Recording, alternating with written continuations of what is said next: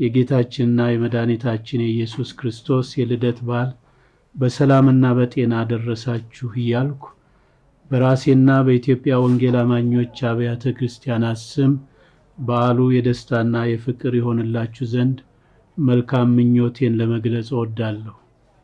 ልዑል እግዚአብሔር ከ700 ዓመታት በፊት በነቢዩ ኢሳይያስ በኩል ሕፃን ተወልዶልናል፣ ወንድ ልጅም ተሰጥቶናል፣ አለቅነትም በጫንቃው ላይ ይሆናል፣ ስሙም ድንቅ መካር፣ ኃያል አምላክ፣ የዘላለም አባት፣ የሰላም አለቃ ተብሎ ይጠራል ካለ በኋላ ለሰላሙም ፍጻሜ የለውም ያለው ቃል በአንድ ልጁ በኢየሱስ ክርስቶስ ከቅድስት ድንግል ማርያም መወለድ ፍጻሜ በማግኘቱ የእግዚአብሔርን ይቅር ባይነትና ለሰው ልጆች ያለውን ታላቅ ፍቅር እያሰብ ይበልጥ እንድናመሰግነው ያደርገናል።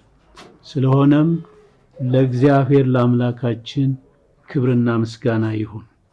እንግዲህ እግዚአብሔር አንድያ ልጁን በመላክና የኃጢአታችንን ዋጋ በመስቀል ላይ እንዲከፍል በማድረግ ከራሱ ጋር እንዳስታረቀን ሁሉ እኛም ለሌሎች ከእግዚአብሔር ጋር ታረቁ ብለን ስለ ክርስቶስ ፍቅርና ምሕረት እንድንመሰክር ታዘናል።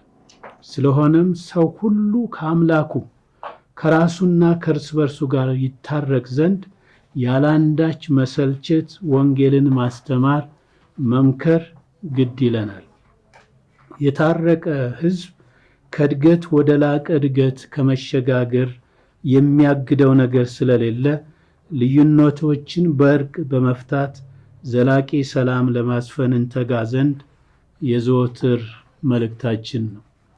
በተለይም ለሰላሙ ፍጻሜ የሌለው የሰላም አምላክ እግዚአብሔርን የምናመልክ ሁላችን ፍቅርንና ሰላምን ከማስተማርና ከማወጅ ውጪ ሌላ መለኮታዊ ተልእኮ የለንም።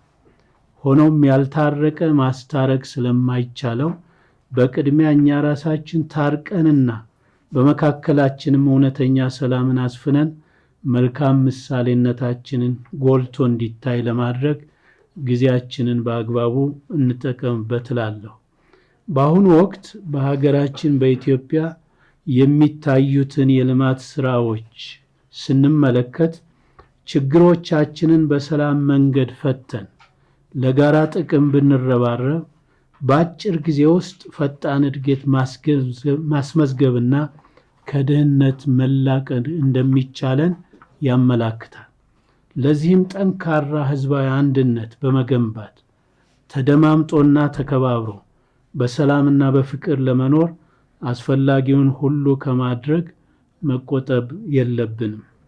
አንድነት ጠላትን ድል ማድረጊያ ብርቱ መሳሪያ ስለሆነ በሀገር ውስጥም ሆነ በውጭ ሀገር የምንገኝ ኢትዮጵያውያን ጸንተን በአንድነት በመቆም ከራሳችን አልፎ ሌሎች የሚማሩበት ታሪክን ሰራ ዘንድ አደራ ለማለት እንወዳለን።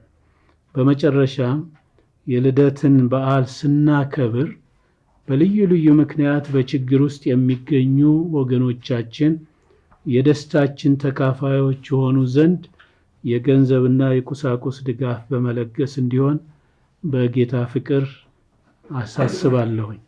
እግዚአብሔር ሕዝባችንን ይባርክ፣ ሰላሙንም ያብዛልን። አሜን።